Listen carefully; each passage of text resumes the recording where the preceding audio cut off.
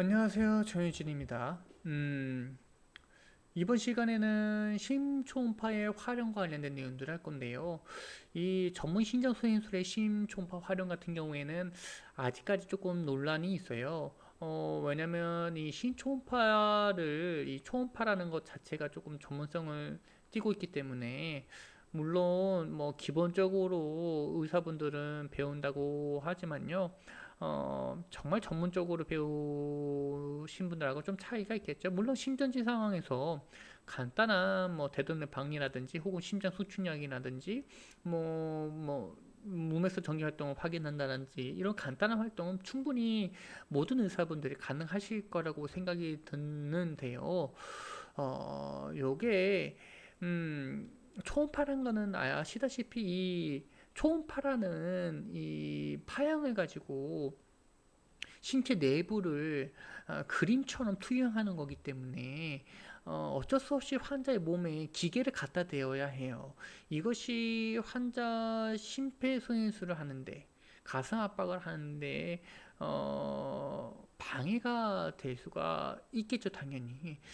그래서 물론 앞서 얘기했던 것처럼 여러 가지 대동맥반이라든지 심전지가 발생한 원인을 파악할 수 있는 정말 빠르게 파악할 수 있는 정말 유용한 장비임에도 불구하고 논란이 되는 것은 앞서 얘기했던 것처럼 좀 심폐소생술 중에 혹은 뭐 전문 심장 소생술을 시행하는 데 있어서 조금 방해가 될 수 있는 상황이 발생할 수 있기 때문에 그렇다라고 이해해 주시면 될 것 같고 이 외적으로 또 하나 좀 앞서 얘기했던 것처럼 여기 써져 있죠. 가슴 압박 중에서는 이제 뭐 정확하게 파악하기는 좀 힘들다.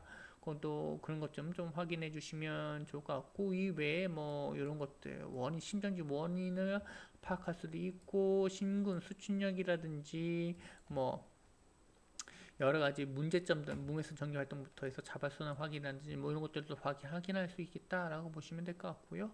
그렇기 때문에 그럼에도 불구하고 앞서 얘기했던 것처럼 좀 논란이 되는 이유는 여기 있어요. 그래서 현장에서 심전지 환자의 초음파를 사용했더니 환자 생존율이 좋아졌어? 이렇게 질문했을 때 아니 크게 큰 영향은 없었어.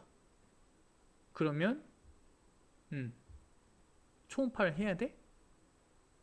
글쎄 이렇게 되는 거죠. 그래서 내놓은 것이 뭐냐? 심초음파를 정말 잘할 수 있고 빠르게 판단할 수 있는 사람이라면 본인의 판단하에 경험이 많거나 혹은 앞서 얘기했던 것처럼 전문적으로 배웠다면 여기 써져 있는 것처럼 시술자의 경험에 따라 혹은 전문성에 따라서 전문 신장 소생술을 시행할 때 심초음파를 할 수도 있겠다. 그러니까 사용 여부는 여러분들에게 맡겨놓겠다라는 이 얘기가 되겠죠. 자, 그 다음에 이제 심전지 환자에게 제공되어야 하는 치료가 여기에 나오게 되는데, 뭐 기본적인 어, 심폐소생술, 기본이면 소생술부터요. 그 다음에 약물 투여, 그 외적으로 전문기도 유지술이라든지 이런 것들, 뭐 이런 것들이 필요하겠다. 라고 보시면 될 것 같아요. 이게 기본이죠, 기본.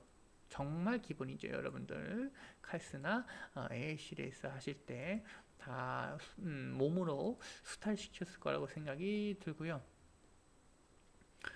자, 심전지 원인은 바로 파악해서 제거하면 좋겠지만 현실적으로 불가능합니다. 어떤 검사 장비를 쓰더라도 물론 초음파에서는 바로 파악할 수 있는 뭐 질병들도 있긴 하겠지만 그것이 아니라면 대부분 심전도를 통해 심전지에 발생한 심전도를 통해서 확인한 부정맥을 조금 치료하는 방향으로 많이 가고 있고요. 그 치료하는 동안에 심전지가 발생한 원인을 파악하는 이러한 방법으로 진행하고 있습니다. 물론 여기서는 지금 심전지 환자와 관련된 내용들이 나오고 있기 때문에 총 4가지의 리듬을 이야기하고 있죠. 심실세동, 무매숨, 심실빈매, 그 다음에 무수축이랑 무매성 정기활동, 무매성 심전도 소견, 이렇게 나와 있습니다. 이걸 우리는 이제 샤커블 리듬, 논 샤커블 리듬, 충격 필요 리듬과 충격 불필요 리듬으로 나눠서 구분하고 있죠. 심전지에서는 이 4가지 리듬밖에 없다라고 보시면 될 것 같습니다. 그래서 이제 충격이 필요한 전기 충격이 필요한 리듬인 심실세동과 몸에서 심실빈매, 우리 VP과 VTAC이라고 많이 얘기하죠. 이 드라마 같은 곳에서는요. 치료 과정을 보시게 되면요. 여기서 조금 중요하게 보실 게 뭐냐. 심장성 원인이야. 심장성 심정지의 60%에서 85%가 첫 번째 심전도가 나오는 것이 심실세동 혹은 무면성 심실빈맥이 된다. 그런데 이 2가지의 치료는 뭐가 중요하다? 전기 치료가 제일 중요하다. 약물도 아니에요. 약물도 아닙니다. 물론 가슴 압박은 뭐 중간에 해야 되겠지만 가장 중요한 처치는 전기 치료입니다. 뭐 예를 들게 되면 내가 병원 근무자예요. 그리고 응급 환자가 심정지는 아니었고 응급 환자가 들어와 있는데 환자의 뭐 어떤 처치를 하다가 이 모니터를 봤더니 심실세동이 삐삐삐삐 거리면서 나타났어요. 그럼 바로 뭐 하면 돼요? 전기 치료하면 됩니다. 여러분들이 배웠던 거는 의식 확인하고 뭐 이런 것들이 있긴 하겠지만 의식 확인하고 뭐 맥박 확인하고 이런 것들이 있지만요. 솔직히 말씀드리면 심실세동에서는 맥박 평가를 할 필요가 없죠. 없긴 하죠. 뭐 어쨌든 간에 뭐 이거는 좀 나중에 차치하고 병원에서 이런 상황이 발생하게 되면 가슴 압박 여러분들은 의식 확인하고 뭐 요청하고 지원 요청하고 맥박 호흡 평가하고 가슴 압박하고 뭐 재세동 하는 걸로 배웠지만 바로 심실세동이 바로 확인되었다면 그리고 바로 전기 치료를 할 수 있다면 전기 충격을 가할 수 있다면 전기 충격을 먼저 하시는 것이 오히려 환자에게 좋을 수 있겠다라고 보시면 됩니다. 그리고 이런 환자 같은 경우에는 이 논샤카블 리듬 환자보다 훨씬 더 생존율이 높죠. 왜냐하면 리듬이 막 지저분하잖아요. 그죠? 이렇게 지저분하고 큰 이유는요. 우리 심장 내의 전도 체계가 활성화되어져 있다는 것을 의미하게 됩니다. 그래서 이게 시간이 지나면서 점점 전기 신호가 약해지다가 이렇게 무수축으로 변하는 거죠. 그죠? 이거는 커스, 그 다음에 이제, 우리가 거친 리듬, 제가 기억하기에는 지금 신용어로 바뀌면서 이제 거친 심실세동, 뭐 미세 심실세동이었는지 좀 헷갈리긴 한데, 이렇게 아마 진행이 되는 겁니다. 여러분들이. 근데 이 시기에 봤으면 뭐가 제일 중요하다고요? 전기 충격이 가장 중요하다고요. 이렇게 알고 계시면 됩니다. 그래서 여기에 심실세동, 몸에서 심실빈맥이 발생했을 경우에는 즉시 제세동기로 제세동을 시행한다. 아까 전에 그냥 아까 전에 예시를 들었던 거 보고 있는데 심실세동이다 그러면 그냥 샥을 제공해 주시면 되는 겁니다. 환자에게. 그리고 그 아래에 있는 내용들은 무조건 전기 충격을 가해서 성공하는 것은 아니다. 뭐 그런 내용을 가지고 있는 거고요. 이와 관련된 프로토콜 혹은 이제 모시도를 보실 건데 심전지 의심 환자를 발견했고 의식 및 반응이 없는 걸 확인하고 안전 확인 이게 원래는 이 위쪽으로 올라와야 되겠죠, 그죠? 심전지 의식 확인 환자 발견했어요. 그러면 안전 확인 먼저 하고 그 다음에 의식 확인하고 구조 요청하고 이게 조금 잘못되긴 했는데 구조 요청하시고 병원 밖에서는 이제 응급의료체계 119에 신고해 주시면 되는 거고요. 병원 내에서는 이제 정소생팀 정심장 소생팀을 부르시면 되겠죠. 호흡과 맥박을 확인하고 난 후에 심폐소생술을 하고 제수동기 사용하고 근데 제수동이 바로 있으면 뭐 하라고요? 심폐소생술보다 뭐라고요? 제세동을 먼저 사용하라고요. 혹은 심전도 모니터링까지 다 부착되어져 있는 상태라면 그냥 바로 심시세동일 경우에는 샥을 때려도 상관은 없겠다. 리듬 확인하고 그 다음에 이제 그 아래에 있는 내용도 충격이 필요하냐 필요하지 않느냐에 따라서 제세동을 가하고 필요하지 않은 경우에는 심폐소생술을 가하고 그 외적으로 여러분들 해주셔야 될 거는 이제 양압환기 하면서 정면을 확보하고 양압환기 중에 인투베이션으로 바꿀 수 있으면 인투베이션으로 바꾸고 그리고 심전지 원인을 파악하기 위한 간변 진단 및 평가를 해주시면 되는 겁니다. 그리고 지속적으로 이 제세동과 심폐소생술을 반복하면서 순환 회복할 때까지 기다렸다가 소생 후 치료 그 다음에 회복. 지금은 생존 사슬고리가 6개잖아요. 5개였다가 앞에 5개는 동일하고 맨 마지막에 뭐가 붙었느냐? 회복이 붙었습니다.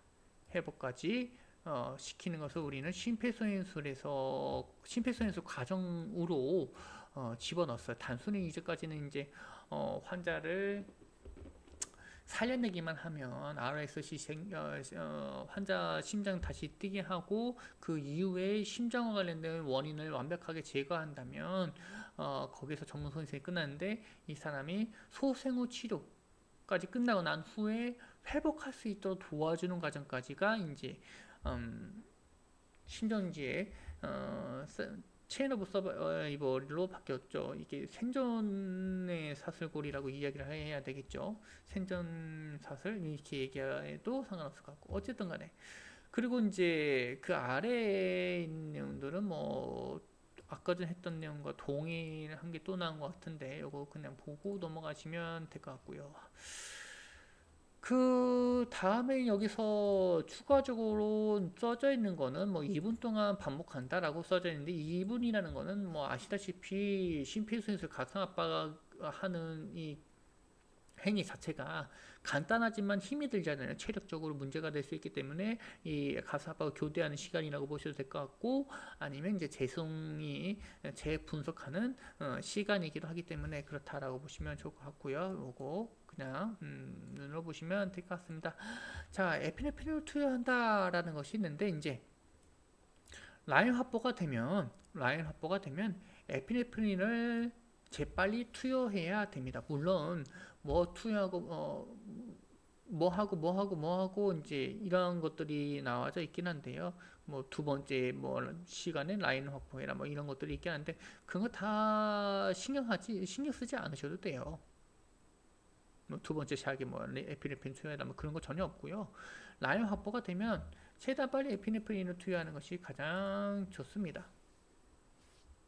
물론 여기서는 에피네프린은 첫 번째 제세동이 실패한 후 투여하는 것이 좋다라고 설명을 해주고 있기는 하지만요.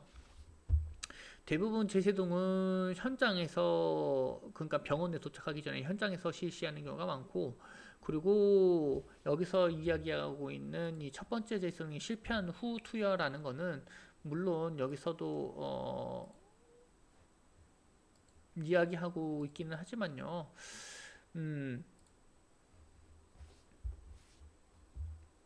이 첫 번째 제세동 실패 후라고 하는 것은 아마 이 제세동에 성공했을 경우 에피네프린 투여가 오히려 환자에게 부정적인 영향을 미치기 때문에 그렇습니다. 물론 그렇긴 하지만요. 라인 확보가 되고 에피네프린이 준비가 되었다면 앞서 얘기했던 것처럼 병원적 환경에서 제세동은 사용될 가능성이 높기 때문에 에피네프린을 바로 투여하는 것이 좋겠다 라고 보시면 되는 겁니다. 물론 뭐 환자가 병원 내에서는 심전지 환자가 아니었는데 심전지 환자로 전환된 경우는 좀 다르겠지만요. 그러니까 여러분도 좀 판단을 좀 빠르게 하실 필요가 있을 것 같아요. 환자 인기를 딱 받았는데 뭐 구급대원이 제세동 2번 했는데 제세동 2병원 하면서 라인 확보하려고 했는데 뭐 여건상 되지 않아 라인 확보는 못했다. 그리고 병원에 도착했다. 그러면 얘는 벌써 제세동을 2번 한 겁니다. 그렇다면 라인 확보되는 대로 빠르게 에피네프린 투여하는 것이 환자에게 훨씬 더 도움이 되겠죠.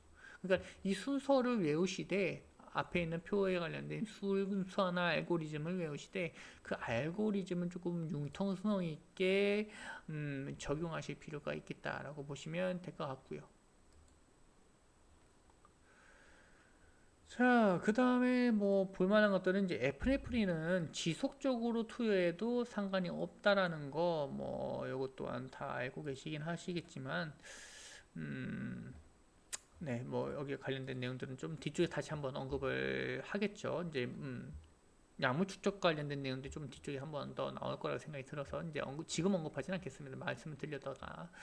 자, 그 다음에 이제 바소프레신 투여와 관련된 내용들이 나와 있는데요. 바소프레신 같은 경우도 에피네프린 대신에 투여할 수 있다라는 점. 그 대신 얘는 에피네프린처럼 반복 투여하는 것이 아니라 1회만 투여한다는 거. 몇 번째? 첫 번째 혹은 두 번째 대신해서 에피네프린 대신해서 바소프레신을 투여할 수 있다는 점만 기억해 주시면 될 것 같고요. 이 바소프레신 같은 경우도 에피네프린과 마찬가지로 이 약물 자체 이름이 바소프레신이잖아요, 그죠? 혈관을 압박하는 이런 뜻을 가지고 있는 단어이기 때문에 이 혈관 수축과를 혈관 수축하는 이 자기 동일해서 바소프레신을 대신할 수 있다라고 설명을 해주고 있는데 뭐 여러분들은 경험했는지 모르겠는데 저는 바소프레신을 사용하는 경우는 한 번도 본 적은 없습니다. 여러분들은 잘 모르겠네요. 봤는지 안 봤는지. 그리고 뭐 심전도 리듬 분석하는 거 다 알고 계실 것 같고요. 물론 이제 그때마다 재분석할 때마다 충격이 필요하냐 필요하지 않느냐 판단해서 제세동을 제공해 주시거나 제공해 주지 않으시거나 해주시면 될 것 같고, 그 다음에 해 주셔야 될 게 뭐냐, 이제 인투베이션을 이제 라이언도 확보했고 에플리프린도 집어넣고 있고 하니까 이제 호흡도 신경 쓰자. 그래서 기간의 삭간 준비해서 완료를 하게 되는 걸 완료하게 되면 변경될 수 있는 게 뭐냐? 이제까지는 30대 2로 했던 거를 둘 다 멈추지 않고 심폐소생술 가슴 압박은 가슴 압박대로 멈춤없이 압박할 수 있고, 인공호흡도 이 가슴 압박에 가슴 압박 한동안 멈추는 것이 아니라 6초에 한 번씩 제공할 수 있다는 이러한 장점이 있겠죠. 뭐 인투베이션도 제 생각에는 최대한 빨리 하면 빨리 할수록 좋습니다. 여기서는 순서를 조금 제시하고 있지만요. 뭐 때에 따라서 인투베이션을 인력들이 좀 많아서 심전지 환자가 들어오자마자 라인 잡고 가슴압박하면서 들어오게 되면 뭐 가슴압박 하다가 침전도 붙이고 라인 확보하고 인투베이션 시도하고 이런 것들이 거의 동시다발적으로 이루어질 수도 있습니다. 네. 그리고 이제 한 부족 맥주로 여러분들이 알고 있는 아미오다론, 리도카인 같은 경우가 있죠. 뭐 그 아미오다론 같은 경우에는 아미오다론이나 리도카인 같은 한 부족 맥주의 이제 가장 대표적인 거라고 보시면 좋을 것 같고요. 여기 이제 추가적으로 보셔야 될 거는 이제 톨사대빵이라고 이야기하고 있는 이 비틀림 심실의 경우에는 마그네슘 부족으로 의해서 발생하는 리듬이기 때문에 이 마그네슘의 투여를 조금 생각해 주셔야 될 것 같아요. 여기서 조금 더 깊게 들어가자면 여기 이 토사대빵도 여기 써져 있는 것처럼 심실빈맥이기 때문에 일반적으로 뭐가 더 중요하냐면 여기 써져 있는 것처럼 약물의 마그네슘의 투여보다는 일반적인 전기 치료를 먼저 하는 것이 더 고려되겠다. 무조건적으로 극하란 말은 아니에요. 고려라는 말을 썼죠. 하지 마세요.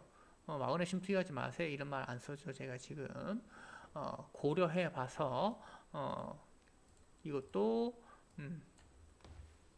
심실빈맥이기 때문에 전기 치료가 필요한 환자이기 때문에 마그네슘 투여는 조금 고려만 해보시는 것이 좋겠다라고 보시면 될 것 같고요. 그래서 지금 샤카볼리듬 관련된 이 알고리즘을 볼 건데 환자 파악해서 리듬 확인하고 그 다음에 제세동을 파악한 다음에 제세동을 제공한 다음에 이분건 심폐소생술을 할 건데 이분건 심폐소생술을 하면서 해줘야 될 게 뭐냐, 라인 확보하고 인공호흡하면서 인투베이션을 준비하고 약물을 준비하는 겁니다. 그리고 심전도를 확인했더니 심시세동이 지속됐을 경우에는 제세동이 한 번 더 하고 난 후에 이제 기관의 삭강을 바꾸고 약물 투여는 계속 3에서 5분 간격으로 투여하면서 이산화탄소 혹여나 ETCO2를 확인해 주셔야 될 것 같고요. 그리고 다시 한번 심전도 확인하고 다시 한번 심세동이 발생했을 경우에는 제세동 한 번 더 시행하고 이제 다시 한번 2분간 심폐소생술을 하면서 약물이 준비가 된다면 아미오다논까지 투여해 볼만 하겠다 라고 보시면 될 것 같고 마지막 심전도 확인해 주시면 됩니다. 여기서 심실세동이 다시 지속이 된다면 제세동으로 다시 들어가게 됩니다. 뭐 위에서는 총 3회 제세동을 한다라고 설명을 해주고 있지만요. 제세동, 심실세동이 지속된다면 가장 중요한 조치는 뭐라고요? 전기 충격이 되기 때문에 제세동을 반복하게 됩니다. 기억해 주시면 될 것 같고 뭐 심전지 환자가 리듬이 돌아오거나 혹은 맥박이 돌아온다면 심시세동이 종료된 거기 때문에 넘어가게 되는데 심전지 상태가 심전지 종료 같은 경우에는 두 가지로 나누겠죠. RSC가 된 상태 혹은 전기 활동이 멎어버린 상태, 이 두 가지가 있겠습니다. 그래서 요거는 상황이 좀 더 악화된 거라고 보시면 될 것 같고요. 앞서 얘기했던 것처럼 요것이 이렇게 변한다라고 얘기를 했잖아요. 그래서 이거는 뭐 계속 시도를 했겠죠. 제수동을 막 3번, 4번, 5번, 6번 해도 안 되다가 나중에 또 확인해 봤더니 이제 무시축으로 변하는 이런 상황이 될 것 같고요. 그 다음에 뭐 이거는 자발순환 회복이야 뭐, 네. 여러분 처치를 잘했을 경우 혹은 환자를 빠르게 발견했을 경우 혹은 현장에서 심폐소생술을 하고 있는 경우, 목격된 심폐소생술이 시행된 경우에 저런 경우 저렇게 소생하는 경우가 많다라고 보시면 좋을 것 같고요. 이런 것들은 뭐 여러분들 충분히 이제는 경험을 통해서 아실 거라고 생각이 듭니다. 그리고 이제 충격 불필요 리듬과 관련된 내용들을 볼 건데 이것도 당연히 이제 심정지 환자에게 나타날 수 있는 2가지, 4가지 중에 2가지는 위에서 했고 이제 2가지 남아 있죠. 그래서 2가지가 있는데 몸에서 몸에서 전기 활동, 몸에서 전기 활동과 그 다음에 무수축이 있습니다. 여기서 이 위에서 말씀드린 심실세동하고 몸에서 심실빈맥하고의 가장 큰 차이점은 요거입니다. 요거. 물론 심실세동과 몸에서 심실빈맥도 요거를 하겠지만 얘는 전기 치료가 필요치 않아요. 심정지가 된 원인을 빠르게 제거하지 않으면 얘는 소생할 가능성이 거의 없습니다. 그렇기 때문에 앞서 얘기했던 이 샤커블리듬보다 훨씬 더 중요하게 여겨지는 것이 이 심장 정지 원인 규명 및 치료가 되겠습니다. 이게 앞서 얘기했던 것보다 훨씬 더 중요한 치료가 되겠다. 정리를 하자면 샤커블리듬에서 가장 중요한 것은 샥이 되는 거고 논샤커블리듬에서는 가장 중요한 것이 이 원인 규명이 되겠다. 테라피가 되겠다. 혹은 뭐 케어가 되겠다. 트리트먼트가 되겠다. 이렇게 보시면 될 것 같고요. 그리고 또 하나 중요하게 보셔야 될 거는 요겁니다. 에피네프린 투여 시기가 지연돼서 생존율이 감소하는 것으로 알려졌다. 앞서 말씀을 드렸죠. 샤커블리듬에서도 에피네프린의 빠른 투여가 환자의 생존율에 매우 중요하다. 그 대신 이제 1회 제세동 시행 후에 에피네프린 투여하라는 말을 이제 언급을 해드리긴 했는데 여기서는 샥이 필요하지 않기 때문에 라인 확보가 되는 즉시 FNF를 투여하는 것이 매우 이 생존에 큰 영향을 미치게 되는 겁니다. 그래서 이거 조금 강조해서 말씀을 드려야 될 것 같고요. 그다음 몸매선 정기활동의 치료가 있는데 여기서부터는 네, 다음 시간에 이어서 진행하도록 하겠습니다.